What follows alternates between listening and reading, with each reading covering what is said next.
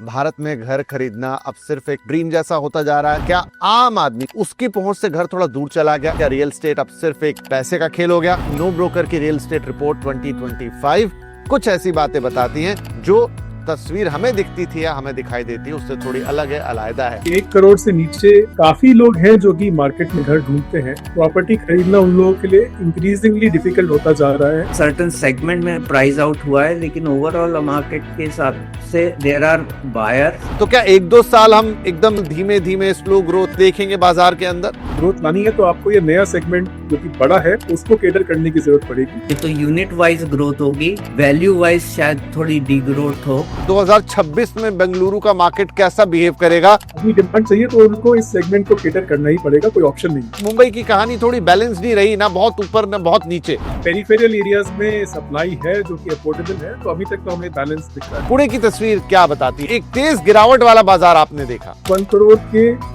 नीचे डिमांड बहुत ज्यादा है, सप्लाई कम है। बिडा थोड़ा और बेहतर या और डिमांड वाली जगह बनेगी। प्राइसेस बहुत तेजी से भागे तो यहाँ भी अफोर्डेबिलिटी हिट होने लगेगी। लोगों की अफोर्डेबिलिटी में जो आ जाए वो अब मार्केट में वापस आता हुआ दिखाई देगा। कि बिल्डर्स को ऐसा सोचना तो चाहिए कि बड़ा चंक ऑफ डिमांड यहाँ पे बैठा हुआ है और वो उस पूरी डिमांड को इस टाइम पे मिस कर रहे हैं। रियल एस्टेट ऐसा नहीं कि एक दिन में पूरा बदल जाए, लंबा प्रोसेस होता है, लेकिन वो परिवर्तन होता हुआ शायद हमें 2026 से साफ साफ दिखाई देगा।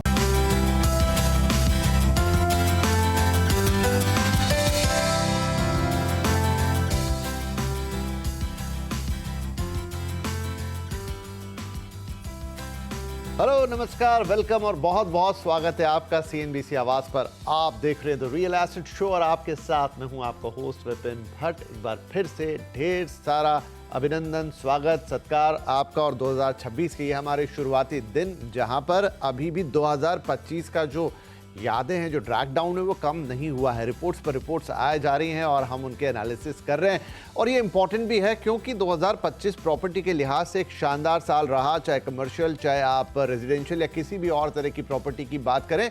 और उससे भी ज़्यादा बड़ी बात ये रही कि शायद ये टर्न अराउंड का साल है, क्योंकि कोविड के बाद से जो सिलसिला प्रॉपर्टी बाजार में लगातार चलता आ रहा था उसमें बदलाव आना, अगर कोई पूछेगा कब से आया तो हम इसी साल 2025 को कहेंगे। वहां से आना शुरू हुआ और 2026 की नींव भी वहीं डल गई है। तो 2026 तो भी आगे अनफोल्ड होगा, लेकिन अगर 2025 को ठीक से पढ़ लिया, समझ लिया तो 2026 की कहानी समझ में आ जाएगी। तो आज भी वैसा ही एक प्रयास करने जा रहे हैं ताकि आपको और बेहतर पर्सपेक्टिव मिले 2026 के लिए।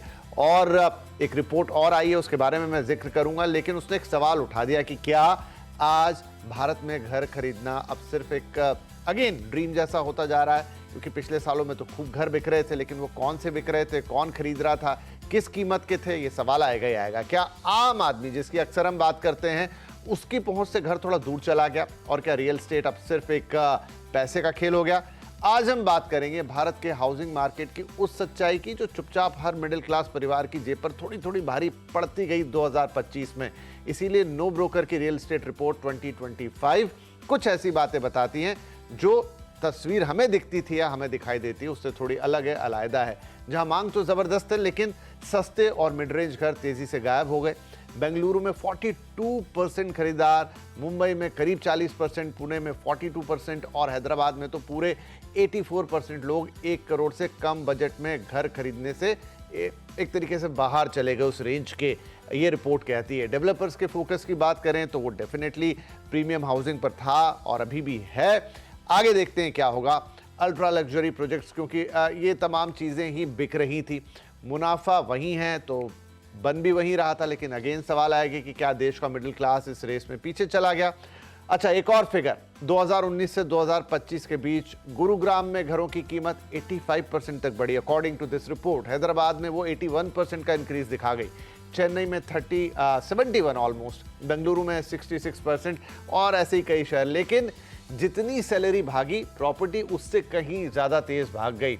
अब खरीदार थोड़े मजबूर हैं कि या तो शहर से दूर जाएं या छोटा घर लें या फिर रीसेल मार्केट का सहारा लें। और इसी वजह से according to the report resale market में 60 से 80% तक का मुनाफा कमाने वाले पुराने खरीदार आज फिर से दिखाई दे रहे हैं।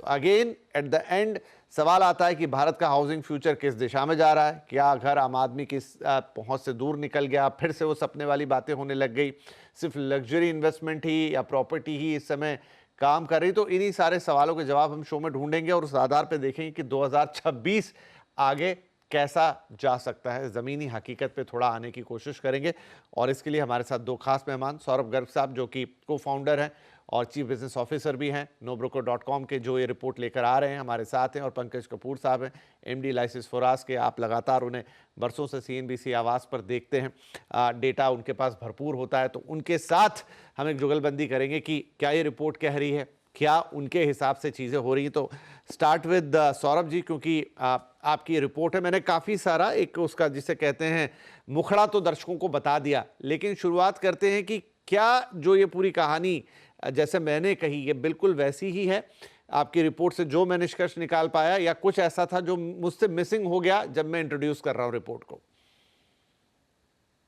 तो नहीं विपिन जी, आपने बोला आई थिंक काफी हद तक वही सच्चाई है कि 1 करोड़ से नीचे काफी लोग हैं जो कि मार्केट में रहते हैं, घर ढूंढते हैं, और इस समय प्रॉपर्टी खरीदना उन लोगों के लिए इंक्रीजिंगली डिफिकल्ट होता जा रहा है। सप्लाई डिमांड मिसमैच बहुत ज्यादा इस सेक्टर के लिए, स्पेशली इस सेगमेंट के लोगों के लिए बहुत ही ज्यादा हो गया है। And like you rightly said कि कुछ सिटीज में तो 80% लोग ऐसे हैं जो कि अपना घर नहीं ढूंढ पा रहे क्योंकि उनको सप्लाई मिल ही नहीं रही है उस प्राइस पॉइंट में। कुछ हद तक रीसेल सप्लाई इसको बोल्स्टर कर रही है कि रीसेल में जिन लोगों ने घर खरीदा था पहले, and that supply still there कि 1 करोड़ के नीचे लोग घर ले पा रहे हैं। और जिन लोगों ने भी 19, 20, 21, 22 में घर खरीदे थे, काफी सारी प्रॉपर्टीज अब वो मार्केट में आने लगी है जो कि उस टाइम लॉन्च हुई थी। तो उन प्रॉपर्टीज ने किसी तरीके से रीसेल का सप्लाई बढ़ाया है जो कि प्राइमरी में नहीं दिख रहा है। एंड कुछ बायर्स का अट्रैक्शन भी है कि आपको ready to move in property मिल रही है। टिपिकली रीसेल न्यू वाले से थोड़ी सी सस्ती होती है, तो लोग उसकी तरफ आकर्षित भी रहते हैं कि थोड़ा सस्ता भी है और साथ के साथ आपको इमीडिएट पोजीशन मिल रहा है, तो लोग उसकी तरफ जा रहे हैं। और हम ये भी देखेंगे कि 2025 में लॉन्चेस भी काफी सिटीज में डिप हो गया है, जैसे कि मुंबई पुणे में तो काफी भयंकर नंबर है जो कि डिप देख रहे हैं हम लोग। हैदराबाद फिर भी स्टेबल है, चेन्नई में थोड़ा सा बड़ा है, बट वेस्टर्न मार्केट में हम देखें कि नए लॉन्चेस काफी कम हो गए हैं। एंड उसका रीजन ये है कि उतना एब्जॉर्प्शन नहीं हुआ है, तो स्टिल जो प्राइमरी सप्लाई थी तो बिल्डर्स थोड़ा रुक गए हैं, थोड़ा बैलेंस कर रहे हैं कि हम इमीडिएटली लॉन्च करें कि नहीं करें। बट ये बायर्स के लिए एक जो कि थोड़ा बजट के साथ बायर्स हैं उनके लिए अच्छा मार्केट है, क्योंकि उनको ऑप्शंस हैं कि वो प्राइमरी में भी जा सकते हैं, रीसेल में भी सप्लाई अवेलेबल है। और जो अभी तक एक पिछले 1-2 साल में फियर ऑफ मिसिंग आउट था कि मैंने आज ही डिसाइड नहीं किया तो प्रॉपर्टी चली जाएगी, उस पे थोड़ा सा अभी लोग टाइम लेके डिसाइड कर पा रहे हैं, बिकॉज इतना तेजी से प्रॉपर्टी नहीं बिक रही है कि लॉन्च होते ही एकदम 3 दिन में 5 दिन में प्रॉपर्टी बिक गई है। तो people are taking their time and they have multiple options. तो काफी हद तक बायर मार्केट है, एंड यूजर ज्यादा है मार्केट में, इन्वेस्टर्स कम है इस टाइम पे, क्योंकि आगे चल के लगता है कि उतना तेजी से प्राइसेस नहीं बढ़ेंगे। तो ये एंड यूजर मार्केट है, ठीक है, and it's a good market for them. Right. तो ये तो एक जिस्ट हुई इस रिपोर्ट की। आगे बहुत डिटेल में रिपोर्ट है, शहर दर शहर बात करती है, वो भी आगे कार्यक्रम में बढ़ेंगे तो बात करेंगे। प्राइस ट्रेंड भी, जैसा मैंने अपने इंट्रोडक्शन में भी कहा, 2019 से 25 का दिखाया वो भी। लेकिन अब पंकज जी से इस पूरी रिपोर्ट को उनके नज़रिए से एक बार समझने की कोशिश करते हैं, लेकिन वो तो आप बताइएगा ही पंकज जी। एक एडिशनल सवाल मैं इसमें छोटा सा जोड़ देता हूं कि जब हम प्राइमरी और सेकेंडरी मार्केट की बात करते हैं, मतलब एक घर जो आप सीधे बिल्डर से खरीदते हैं और एक घर जो रीसेल में खरीदा जाता है, जो आप किसी से भी खरीदते हैं, किसी और खरीदार से या इन्वेस्टर से, इनका रेशियो अनुपात क्या रहता होगा एक्चुअल मार्केट में? I am saying city to city different करता है, बट मेजॉरिटी जो मेजर लार्ज सिटीज हैं वहां पे करीब 50 से 60% मार्केट जो है वो बिल्डर का रहता है, और 40 से 50, आई am saying 50-50 will be very right composition between primary and secondary. Okay, मतलब कि 50% घर ऐसे जो सीधे डेवलपर से खरीदते हैं, अंडर कंस्ट्रक्शन खरीदते हैं, मे बी रेडी पोजीशन होते होंगे उसमें कुछ, और 50% सेकेंडरी मार्केट जहां आप जाके किसी और से उसका घर खरीदते हैं। राइट, ये बात क्लियर हो गई। अब ये जो पूरी सिनेरियो है इस रिपोर्ट के हिसाब से, उससे आपके नंबर्स, आपका एनालिसिस, आपका स्टैटिस्टिक्स कितना इत्तेफाक रखता है? देखिए, हमने अपने डेटा में भी देखा कि जो 75 लाख से नीचे के घर हैं उसमें गिरावट हुई है सेल्स के अंदर पिछले साल से इस साल के अंदर, और 75 लाख के ऊपर के जो घर बिके हैं उसके अंदर बढ़ोतरी हुई है। तो और जैसे जैसे टिकट साइज बढ़ा है वैसे वैसे बढ़ोतरी ज्यादा हुई है। तो अगर 1 करोड़ में 20% की ग्रोथ थी तो 10 करोड़ में आपकी 40% की ग्रोथ दिखाई दी।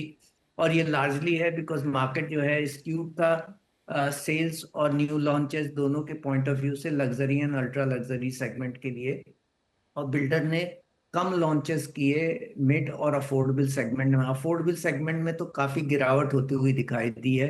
ये केवल 1 साल की बात नहीं है, पिछले 4 से 5 साल के अंदर अगर आप देख लीजिए कोविड के बाद से हमें वहां पे कभी भी ग्रोथ और रिकवरी होती हुई दिखाई नहीं दी। और उसका मेजर रीजन ये था कि शायद गवर्नमेंट के जो इंसेंटिव है, टैक्स एग्जम्पशंस है, वो कम हो गया, और सीएलएसएस की स्कीम जो सेकंड इंट्रोड्यूस हुई उसके इंसेंटिव्स कम थे। तो इसको देखते हुए जो है अफोर्डेबल हाउसिंग में उतना इंसेंटिव नहीं दिखाई दिया बिल्डर और कंज्यूमर दोनों के पॉइंट ऑफ व्यू से, उसकी वजह से गिरावट हुई।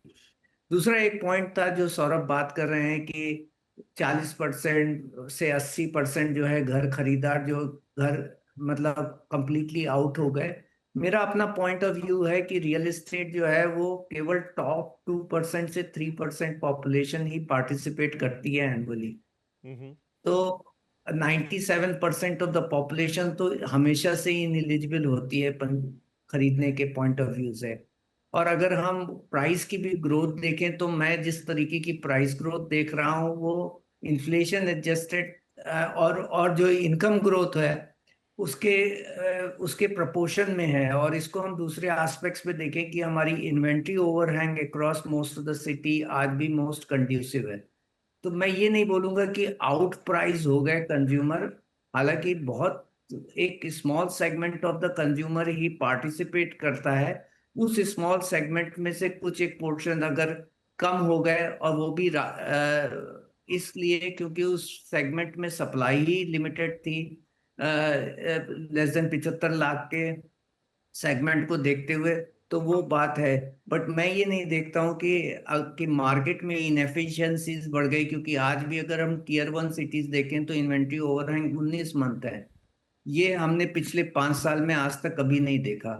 हम टीयर 2 की सिटीज की देखें तो हम 17 या 18 मंथ है, वो भी हमने आज तक नहीं देखा। तो मैं ये नहीं बोलूंगा कि इन्वेंट्री ओवरहैंग दर्शाता है कि प्राइस आउट हो गया consumer. May be a certain segment में प्राइस आउट हुआ है, लेकिन ओवरऑल मार्केट के हिसाब से जो है there are buyers in the market. And the rental yield also दूसरा पैरामीटर है जो across India most of the cities, हमने 30 सिटीज में देखा, मेजोरिटी ऑफ द सिटीज में 3% से ऊपर है। और कुछ एक सिटीज लाइक बैंगलोर हो गया, मुंबई हो गया, इसमें 4% से ऊपर की रेंटल यील्ड है। तो clearly indicating that the market की एफिशिएंसी बरकरार है।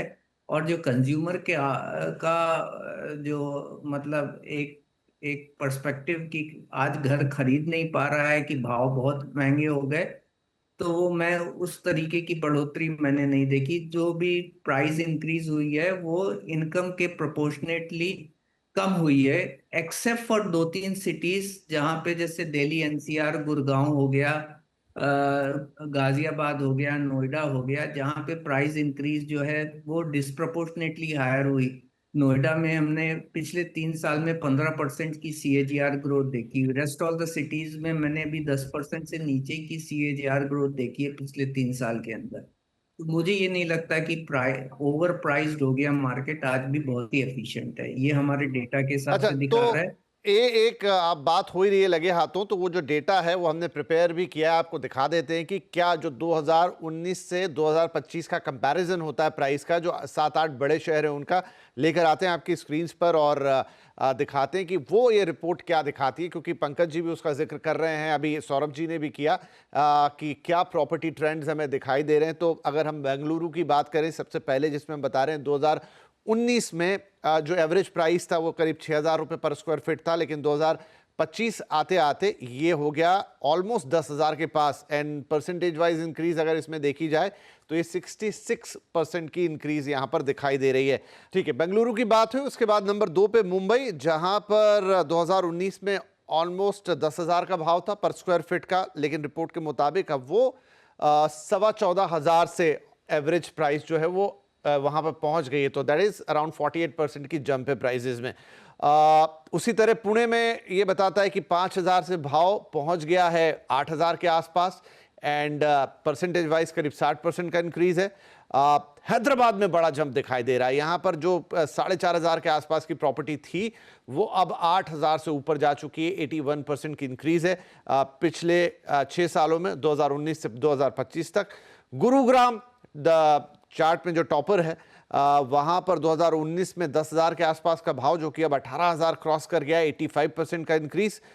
नोएडा में भी कीमतों में तेजी आई है, उतनी नहीं जितनी गुरुग्राम में, 7 का 11 हुआ, 61%। और चेन्नई जो है वहां पर भी 71% की आसपास की तेजी है। जो 6,000 से थोड़ा सा कम था भाव, अब वो 10,000 से बिल्कुल करीब पहुंच चुका है, वहां पर एक बढ़त है।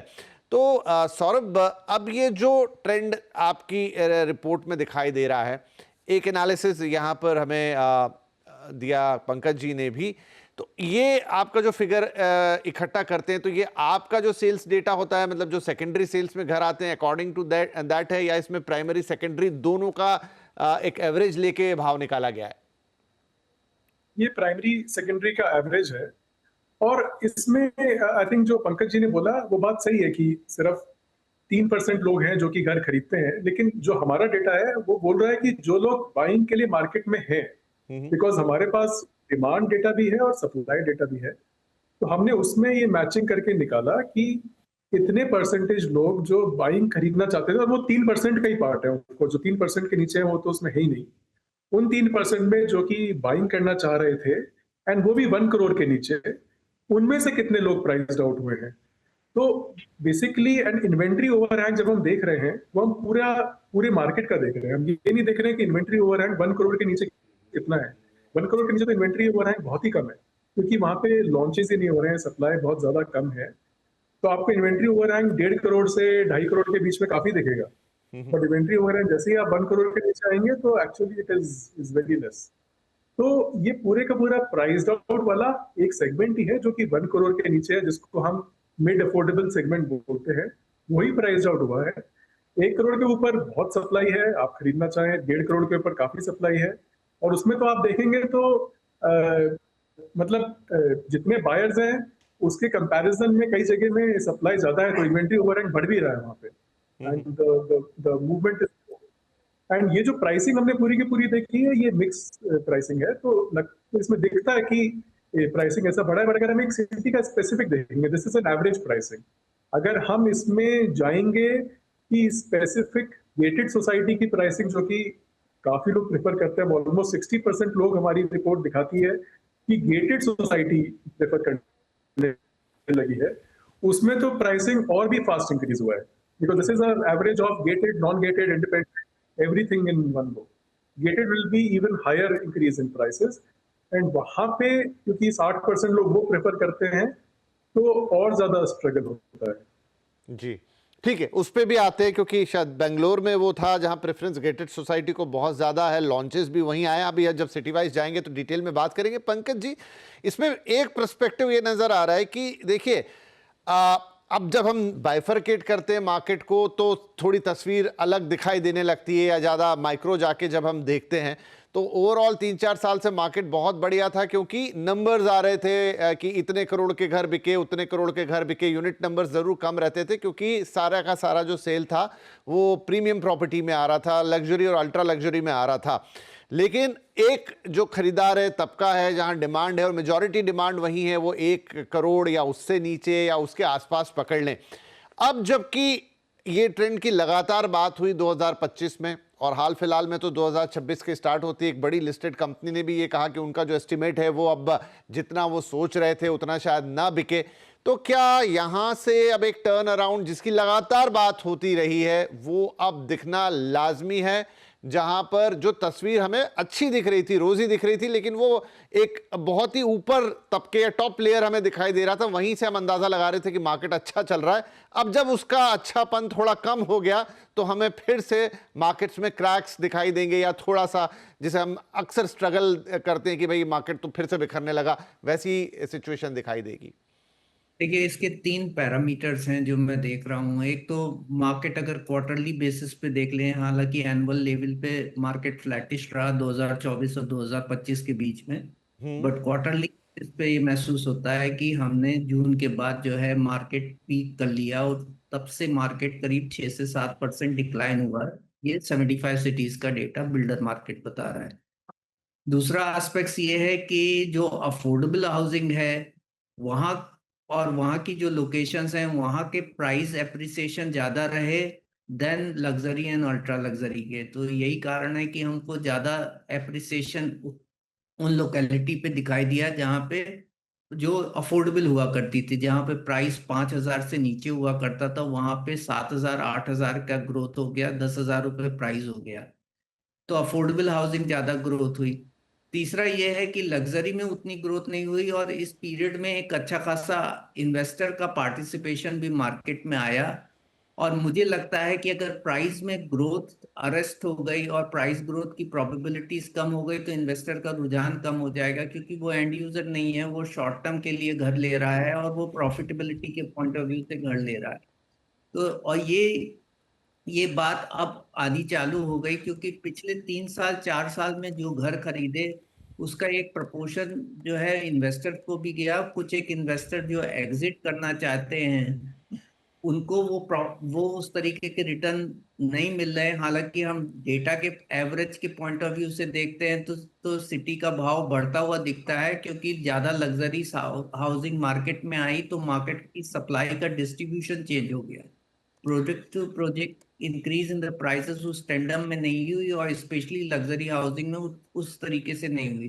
तो इन्वेस्टर जो है, अगर उसे प्राइस ग्रोथ नहीं दिखाई देगी तो उसका रुझान मार्केट की तरफ से कम होता हुआ दिखाई देगा, और उसको प्रॉफिटेबल एग्जिट नहीं दिखाई देगी।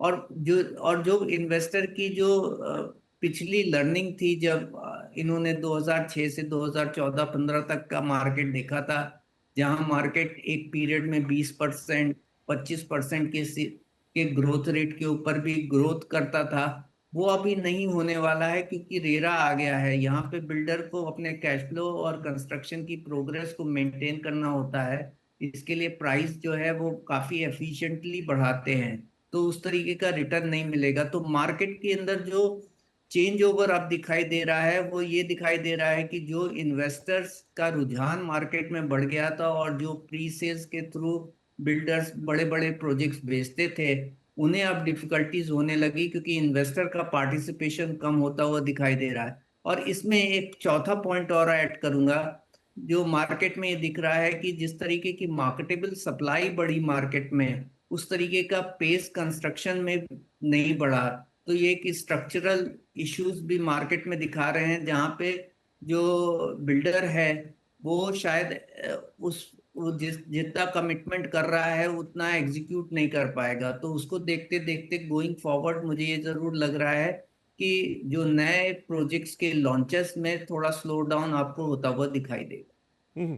बट ऑब्वियस है सौरभ, इस पे आपकी भी राय बनती है कि क्या ये जो ट्रांजिशन का पीरियड है, जब हमें दिख रहा है कि एक साइकिल कंप्लीट हो गई जिसमें लग्जरी का बोलबाला रहा और अब वहाँ पे डिमांड स्लो डाउन है, इवन डेवलपर्स भी कह रहे हैं कि उनके एस्टिमेट आगे पीछे होंगे।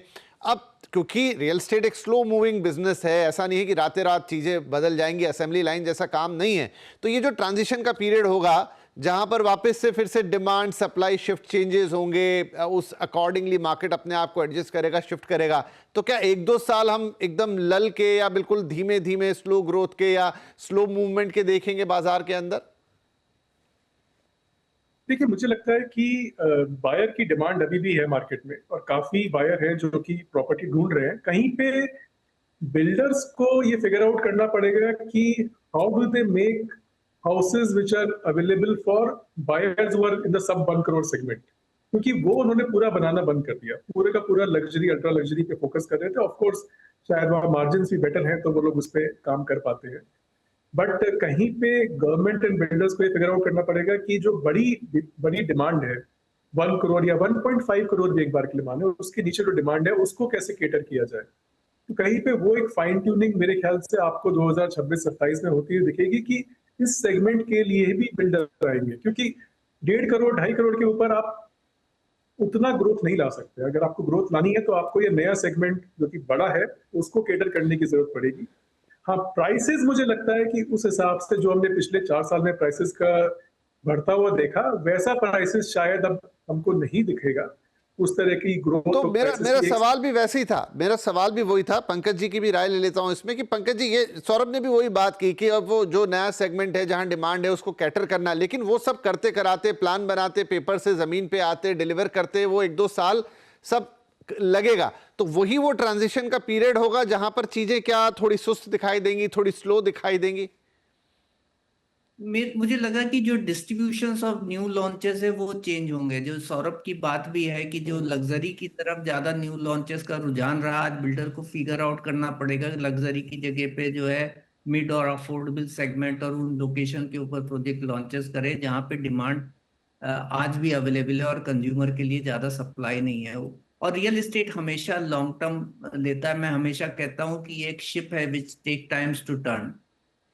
ऑटो की तरह जो है ना वो करवट नहीं बदल सकता ये वाला मार्केट। तो इसमें ट्रांजिशनरी टाइम लगेगा क्योंकि बिल्डर को लैंड एक्विजिशन से प्रोजेक्ट लॉन्चेस करने में भी एक अच्छा खासा 1 साल 2 साल लग जाता है। तो मेरे हिसाब से ये 2 साल का ट्रांजिशनरी पीरियड रहेगा जहाँ पे आपको सप्लाई जो है वो डिमांड के पिरामिड्स के साथ मैच होती हुई दिखाई देगी। और जिस तरीके का आज के दिन स्क्यूड ट्रिपेजियम है वो आपको थोड़ा चेंज, उसका प्रोपोर्शन चेंज होता हुआ नजर आएगा। तो इसका असर क्या होगा पंकज सर? क्या सेल्स स्लो होते हुए दिखाई देंगे या मैं ये नहीं देखूंगा, मैं ये बिल्कुल नहीं सोच रहा हूँ कि there is a slow down in the sales. Unit level पे सेल्स जो है वो बढ़ती हुई दिखेंगी। हालांकि टिकट साइज जो आज 10 करोड़ का एक फ्लैट बेच करके बिल्डर जितना रेवेन्यू कमाता है उसको 4 फ्लैट बेचने पड़ेंगे, तो यूनिट वाइज ग्रोथ होगी, वैल्यू वाइज शायद थोड़ी डी ग्रोथ हो। लेकिन मुझे क्योंकि मार्केट में एफिशिएंसी है, तो वो यूनिट आएंगी कहां से? अगर अवेलेबल ही नहीं है, लॉन्चेस ही नहीं है जैसा आप लोग कह रहे हैं, वो यूनिट्स आएंगे कहां से? क्या चीज खरीदी जाएगी? मेरे हिसाब से बिल्डर के न्यू लॉन्चेस उस एरिया में बढ़ेंगे। और कुछ हद तक जो सौरभ की रिपोर्ट भी बता रही है कि शायद बिल्डर्स जो बड़े साइज के अपार्टमेंट है उसकी जगह smaller size of apartment market में लेके आएंगे जिससे उनकी बजट के अंदर वो फिट हो सके। तो सौरभ, यहां आपसे अब एक चीज समझना चाहता हूं, इस प्राइमरी के साथ थोड़ा सेकेंडरी मार्केट भी हम जोड़ देते हैं, और वो ये कि आपने सेकेंडरी मार्केट्स के सेल्स की भी बात कही। अच्छा, सेकेंडरी मार्केट भी कैसा चला और क्यों इतना उसमें बूम आया? इफ आई एम रॉन्ग आप मुझे करेक्ट कीजिएगा कि जो कोविड से ही पूरी कहानी शुरू की, जहां लोगों ने अपने छोटे घर या जो भी साइज का घर उनके पास था उससे वो बड़े में गए, तो उनका घर खाली हुआ, वो सेल के लिए मार्केट में आया। धीरे धीरे धीरे धीरे ये सिचुएशन भी सैचुरेट होगी या होने को आई होगी, जहां पर वो सेकेंडरी मार्केट की सप्लाई भी अब कम हो रही होगी। तो अगर लोगों की डिमांड भी है तो क्या सेकेंडरी मार्केट उसको फुलफिल करने के लिए सफिशिएंट सप्लाई रखता है अपने पास? देखिए, कोविड के बाद अपार्ट फ्रॉम एंड यूजर्स काफी इन्वेस्टर्स भी मार्केट में आए थे जिन्होंने कि उस टाइम प्रॉपर्टी खरीदनी स्टार्ट करी, और अब उनमें से काफी इन्वेस्टर्स हैं जो कि सेकेंडरी मार्केट में सप्लाई लेके आ रहे हैं। ऑलरेडी हम देख रहे हैं कि वो प्रोजेक्ट सब डिलीवरी हो रही है उन प्रोजेक्ट्स की, और वो पूरी की पूरी सप्लाई, मतलब काफी हद तक वो इन्वेस्टर सप्लाई मार्केट में है। और उन लोगों ने भी क्योंकि अच्छा अपना प्रॉफिट कमा लिया है, 60 to 80% प्राइस में जंप मिल गया है उन लोगों को, तो वो भी हैप्पी है कि वो प्राइस पे वो उस प्रॉपर्टी को बेचे और अपना प्रॉफिट बुक करे। तो आई थिंक अगले 1-2 साल हमें काफी रीसेल या सेकेंडरी की सप्लाई मार्केट में दिखेगी, और वो कुछ हद तक केटर करने की कोशिश करेगी जो कि डिमांड सप्लाई मिसमैच है। राइट। ओके, ठीक है। चलिए अब शहर दर शहर बातचीत शुरू करते हैं, क्योंकि रिपोर्ट काफ़ी विस्तार से शहरों की बात करती है, जिसमें ऑब्वियसली नंबर 1 है बेंगलुरु, जहां पर आप भी बेस्ड हैं और काफ़ी हलचल उस मार्केट में रही भी। तो जो बड़े हाइलाइटर्स हैं वो ये बताते हैं कि नए प्रोजेक्ट कम आए, लेकिन बड़े टाउनशिप प्रोजेक्ट्स ज़्यादा आए हैं। नॉर्थ और साउथ बेंगलुरु पे मेजॉरिटी में फोकस रहा है। ईस्ट बेंगलुरु में रीसेल काफ़ी आए हैं आपके हिसाब से। 42% खरीदार ऐसे रहे जो 1 करोड़ के दायरे से, मतलब वो जो हमने एक थ्रेशोल्ड लगाया उससे बाहर चले गए।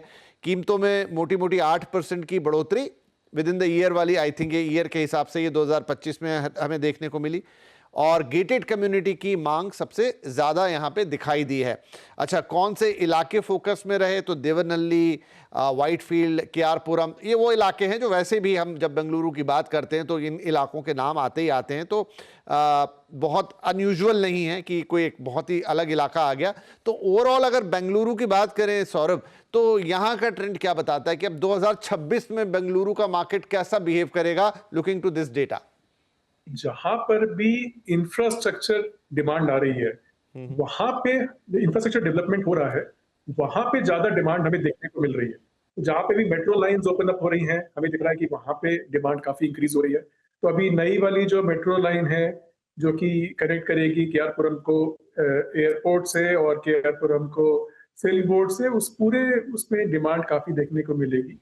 इसके अलावा जो कि सबर्बन एरियाज है, जैसे कि इलेक्ट्रॉनिक सिटी वाला जो एरिया है, या फिर अगर आप देखेंगे तो अतिबेले, इसमें भी ईस्ट बैंगलोर में काफी, ईस्ट और साउथ बैंगलोर में डिमांड देखने को मिल रही है। नॉर्थ में भी जो कि एरियाज हैं जहाँ पे येलान का है, उधर हमें काफी डिमांड देखने को मिल रही है। देवनहल्ली, वहाँ पे डिमांड देखने को मिल रही है। तो बेसिकली एनीथिंग जहाँ पे इंफ्रास्ट्रक्चर डेवलप हो रहा है, पूरे का पूरा डिमांड वहाँ फोकस कर रहा है।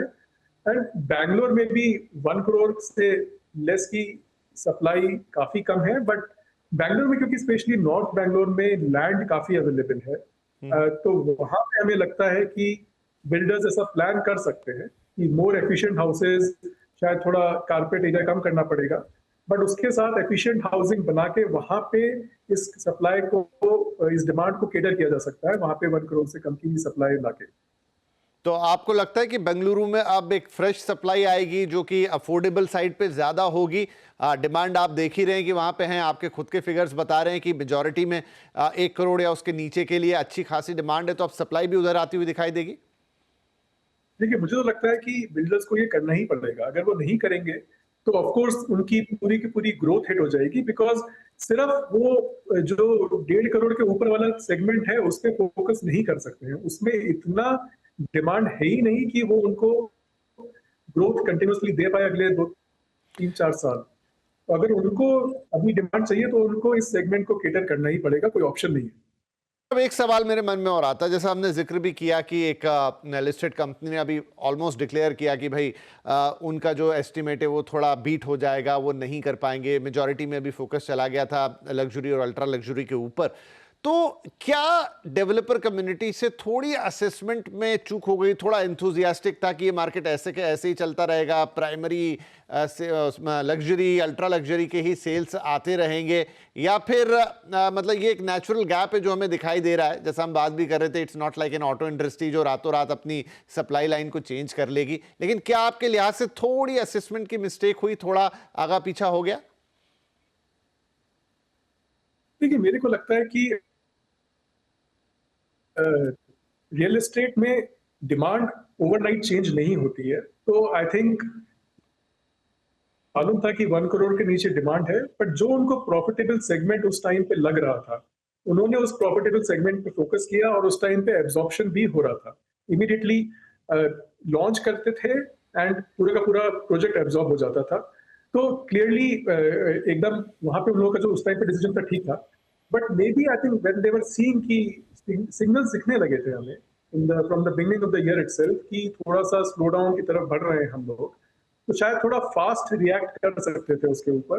बट लाइक हमें मालूम है कि रियल एस्टेट में जल्दी होता नहीं, जैसा आपने भी बोला कि कोई प्रोजेक्ट प्लानिंग करते करते उसको लॉन्च करते करते टाइम लगता है। तो मुझे लगता है कि शायद कुछ बिल्डर्स ऑलरेडी प्लानिंग करना स्टार्ट कर दिया होगा, बट आई थिंक उसका रिजल्ट देखते देखते हमें टाइम लगेगा। तो मे बी इन दिस 2026 हमें शायद वो लॉन्चेस दिखेंगे जो कि मिड अफोर्डेबल सेगमेंट में आएंगे। क्योंकि हमने पहले भी ऐसे साइकिल्स देखे हैं जहां पर डेवलपर्स ने बड़े लग्जरी घर बना दिए, फिर उन्हीं में एडजस्टमेंट करके उन्होंने 2 यूनिट का 1 यूनिट किया, 1 यूनिट का 2 यूनिट किया और उन्हीं में छोटे घर कन्वर्ट किए और फिर उनको बेचा। तो मैं भी देखते हैं कैसा होता है आगे चलते हुए। अच्छा, अब अगले शहर को लेते हैं, मुंबई एमएमआर में। यहाँ पर सप्लाई आपकी रिपोर्ट के हिसाब से थोड़ी सी नीचे गई, नए प्रोजेक्ट 35% तक कम हुए, डेवलपर्स भी थोड़े कॉशियस हो गए। जिस कॉशियसनेस की अभी हम बात कर रहे थे कि क्या वो एक घंटी तो बची होगी, यहाँ पे वो दिखाई दी। रीडेवलपमेंट काफ़ी ज़्यादा हो रहा है, नो डाउट मुंबई के अंदर काफ़ी फोकस है रीडेवलप प्रोजेक्ट के ऊपर। अफोर्डेबिलिटी का भी प्रेशर यहाँ रहा। कंपैरेटिवली नंबर छोटा है, लेकिन करीब 40% खरीदार थोड़े से बाहर जाते रहे, उनके बजट से घर बाहर निकल गए। 80 लाख के नीचे के घर की सप्लाई थोड़ी कम रही, बाहर के इलाकों में ज़रूर रही, पर वही है कि आप कितना दूर जा सकते हैं सिटी सेंटर से, फिर उस पर बहुत सारे दूसरे फैक्टर काम करते हैं। और जो इलाके डिमांड में रहे उसमें पनवेल, कांदीवली, अगेन ये थोड़े से जो सबर्ब हैं उनकी भी पूछ जिसको आप कह सकते हैं वो है, और फिर कुछ एक्सटेंडेड सबर्ब जैसे मीरा बहेंदर और कल्याण, यहाँ पे वो डिमांड दिखाई दी।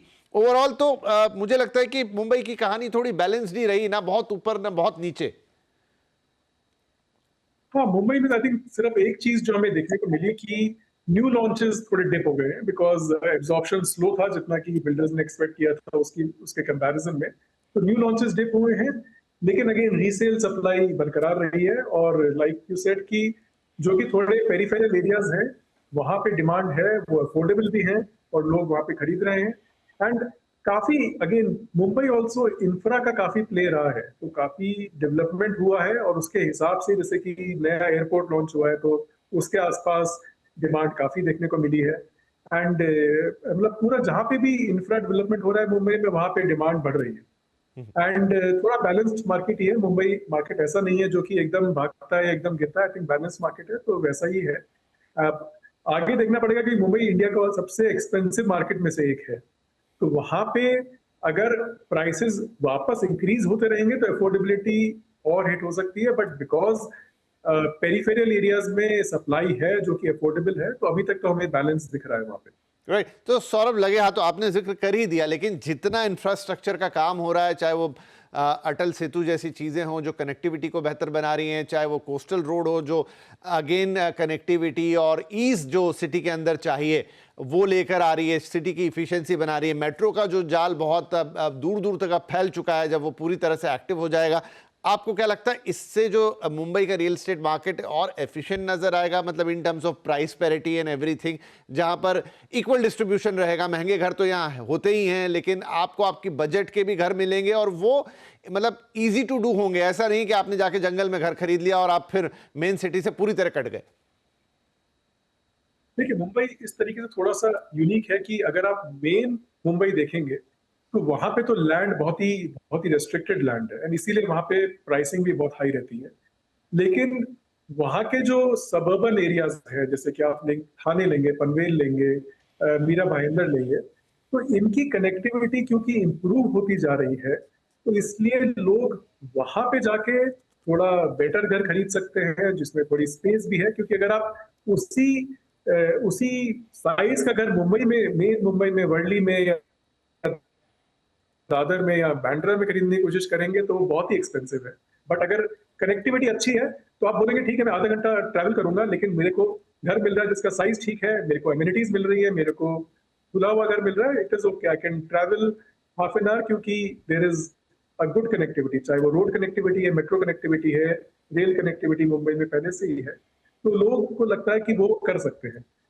काफी सिटीज में ये वाला ऑप्शन नहीं है। फॉर एग्जाम्पल अगर मैं जस्ट कंपेयर करूं बैंगलोर से, तो वहां पे यूजुअली अभी तक कनेक्टिविटी काफी कम रही है। अब मेट्रो का वहां पे बनना स्टार्ट हुआ है जिससे कि कनेक्टिविटी इंप्रूव होगी, बट उस कंपैरिजन में मुंबई का इंफ्रा थोड़ा सा बैंगलोर से आगे है, तो इसलिए वहां पे सबर्बन में डिमांड एब्जॉर्प्शन भी अच्छा है।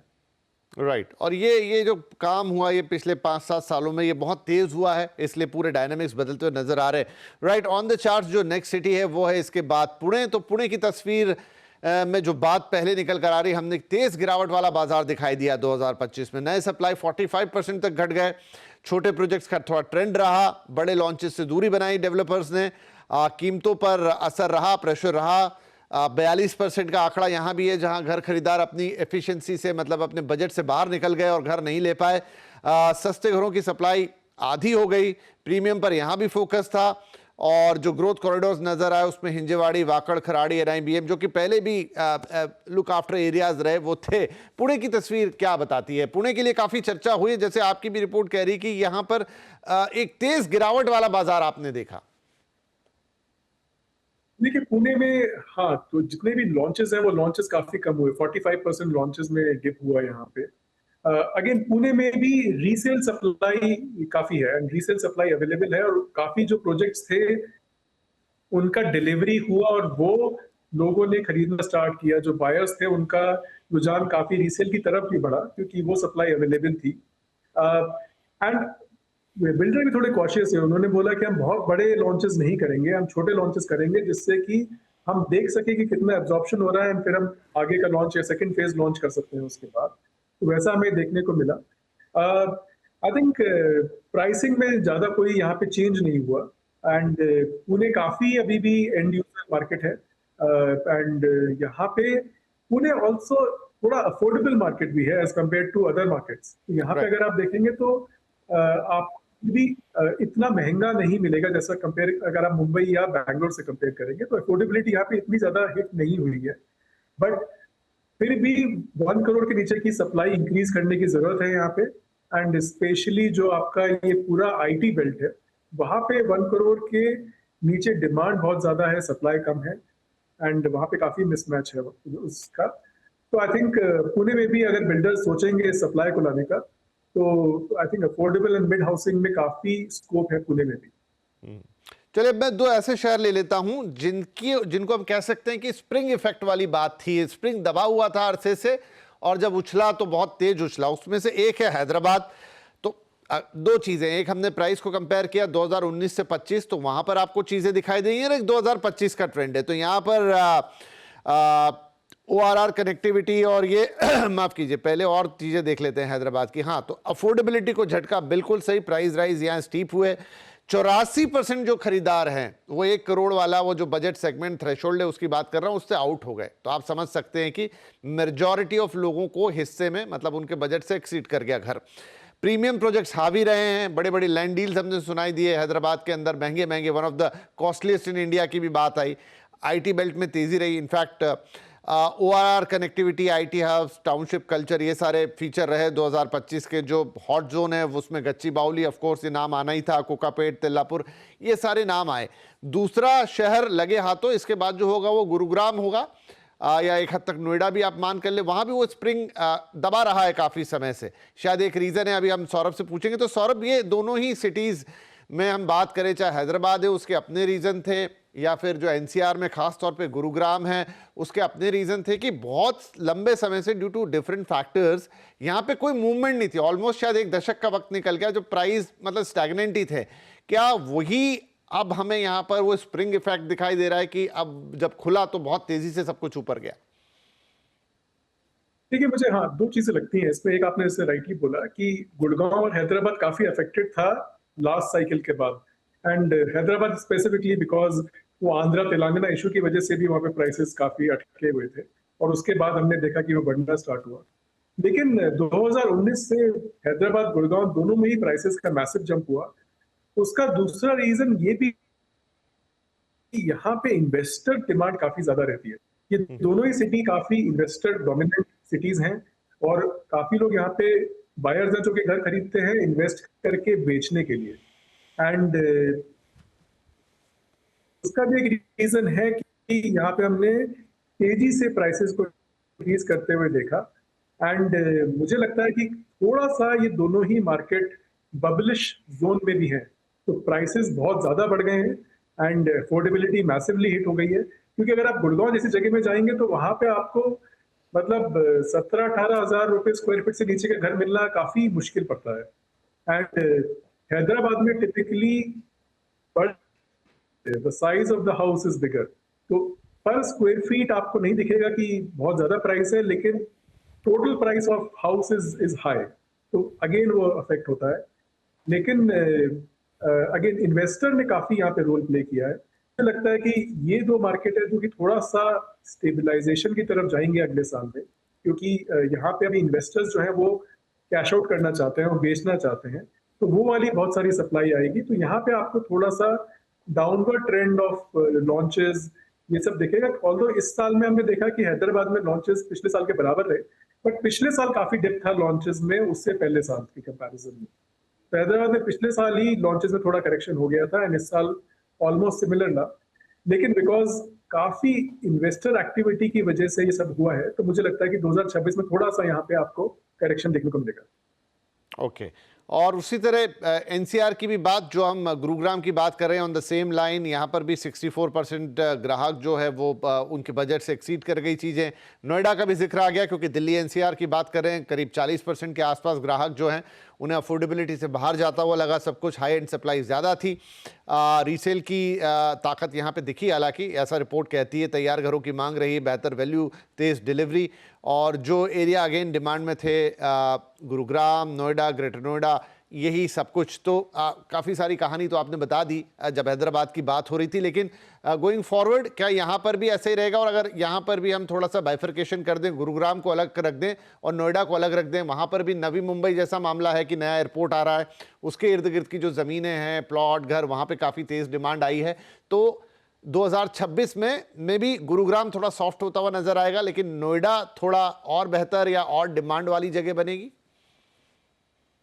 मुझे लगता है कि नोएडा में अभी भी बायर डिमांड काफी इंटैक्ट है, एंड यूजर डिमांड भी काफी है वहाँ पे इन्वेस्टर और एंड यूजर दोनों है। एंड थोड़ा अफोर्डेबिलिटी में भी नोएडा बेटर है गुरुग्राम से, क्योंकि वहां पे प्राइसेस उस तरीके से नहीं भागे जैसे कि गुरुग्राम में भागे। एंड नोएडा एक तरीके से इंफ्रा भी वहां पे आ रहा है, एयरपोर्ट आ रहा है पास में, एंड पूरा अगर आप देखेंगे तो वेस्टर्न यूपी के लिए एक सिटी है जहां पे कि हर कोई आना चाहता है। तो आई थिंक उस तरीके से भी डिमांड वहां पे बाहर से भी काफी रहती है। Apart from people who are living in Noida, UP के पूरे वेस्टर्न यूपी से वहां पे डिमांड आती है। तो मेरे को लगता है कि वहां पे डिमांड कंटिन्यू रहेगी, और क्योंकि अभी भी वैल्यू अच्छी है, तो थोड़ा सा हमें यहाँ पे अपलिफ्ट ही दिखना चाहिए। ऑल्दो अगेन अफोर्डेबिलिटी अभी अच्छी है यहाँ पे, लेकिन अगर प्राइसेस बहुत तेजी से भागे तो यहाँ भी अफोर्डेबिलिटी हिट होने लगेगी। लेकिन नोएडा में अच्छा ये है कि वहां पे लैंड अवेलेबल है, एंड अगर बिल्डर्स चाहेंगे तो because infra is much better, तो अफोर्डेबल हाउसिंग थोड़ा सा आसपास भी बनाया जा सकता है, एंड उस तरह की डिमांड को केटर किया जा सकता है।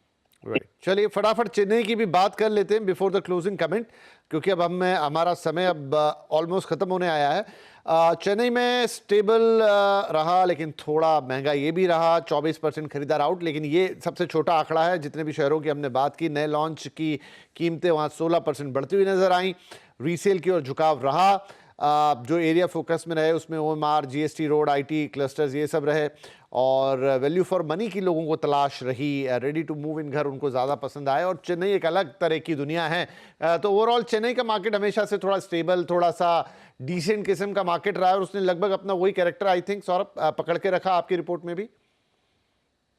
बिल्कुल, आई थिंक चेन्नई काफी स्टेबल मार्केट रहता है, वो बहुत तेजी से भागता भी नहीं है, एंड वहां पे एंड यूजर डिमांड काफी ज्यादा है, इन्वेस्टर्स कम है उस हिसाब से। तो चेन्नई आई थिंक काफी अच्छा मार्केट है, अफोर्डेबिलिटी भी वहां पे अच्छी बरकरार है। ऐसा नहीं है कि बायर्स एकदम प्राइस्ड आउट हो गए हैं। तो I think Chennai should keep doing well in 2026 also. Right, अब कंक्लूड करते हैं सौरभ इसको कि अब 2026 का जो पूरे ट्रेंड इसमें दिखाई दिए और जो सिग्नल्स आ रहे हैं आपकी रिपोर्ट के हिसाब से, 2026 टू बी मार्केट जहां पर हो सकता है कि टॉप लेयर पे अभी भी चीजें होती रहें, लेकिन वहां से एक बड़ा शिफ्ट हमें दिखाई देगा। और जो 1 करोड़ के नीचे की सप्लाई है या 1 करोड़ के आसपास की सप्लाई है, depend upon city to city and area to area, लोगों की अफोर्डेबिलिटी में जो आ जाए वो अब मार्केट में वापस आता हुआ दिखाई देगा। देखिए, मुझे लगता है कि बिल्डर्स को ऐसा सोचना तो चाहिए, क्योंकि अगर वो ऐसा नहीं सोचेंगे तो उनकी ग्रोथ डेफिनेटली हैम्पर होगी, क्योंकि बड़ा चंक ऑफ डिमांड यहाँ पे बैठा हुआ है और वो उस पूरी डिमांड को इस टाइम पे इन्वेस्ट कर रहे हैं। तो सभी बिल्डर्स को उसके बारे में सोचना चाहिए, क्योंकि वो तो एकदम ही लो हैंगिंग फ्रूट है कि अगर आप इस सेगमेंट के लिए अच्छा क्वालिटी कंस्ट्रक्शन करेंगे तो उसका एब्जॉर्प्शन बहुत ही फास्ट होगा, बिकॉज ये लेटेंट डिमांड है जो 4-5 साल से वेट कर रहा है कि कुछ आए तो हम खरीदें। तो मुझे लगता है कि उसमें मूवमेंट दिखना चाहिए, एंड प्राइसिंग मुझे लगता है कि बहुत ज्यादा जंप नहीं दिखना चाहिए। एंड यूजर मार्केट ही रहेगा, एंड इन्वेस्टर हमें कम दिखेंगे इस मार्केट में। एंड रीसेल जो है काफी सप्लाई प्रोवाइड करेगा, तो बायर चूज कर पाएगा कि उसे प्राइमरी में जाना है कि रीसेल में जाना है, तो it will be a good market for the buyers. ठीक है जी, तो कुल मिला के कहानी ये लग रही कि रियल एस्टेट आप अगर इन टोटलिटी देखें तो वहां डिमांड की कमी अभी भी नहीं है। अब अलग बात है कि एक सेगमेंट में अभी बहुत ज़्यादा डिमांड थी, उसके अपने कारण थे, उसके अपने रीजंस थे, लेकिन शायद उससे कई गुना ज़्यादा डिमांड एक दूसरे सेगमेंट में। अब ज़रूर ये बात हो जाती है कि जब आप अफोर्डेबल की तरफ जाते हैं तो मार्जिन छोटे हो जाते हैं, ज़्यादा मेहनत करनी पड़ती है आपकी सेल्स और मार्केटिंग टीमों को, अलग तरीके के ग्राहकों से आपका वास्ता पड़ता है। लेकिन जो बिजनेस के डायनामिक्स हैं, जो ओवरऑल इंडस्ट्री के डायनामिक्स है कि वो तो है कि भाई इतनी डिमांड है आपके पास कि आप जितनी सप्लाई दे दें उतनी कम है। अब वो थोड़ा सा इंटरनल बिजनेस डायनामिक्स जिसे हम कहते हैं कि हाई मार्जिन, लो मार्जिन, ये वो तमाम चीज़ें, तो वो तो देखिए बिजनेस साइकिल हर इंडस्ट्री के साथ आती है और वो रियल एस्टेट के साथ भी आएगी। लेकिन ये रिपोर्ट बता रही है कि एक बड़ा बदलाव ज़रूर अब 2026 में दिखाई दे रहा है। अब वो कैसे पेस आउट होता है, जो हमने ड्यूरिंग द शो भी बात की कि क्योंकि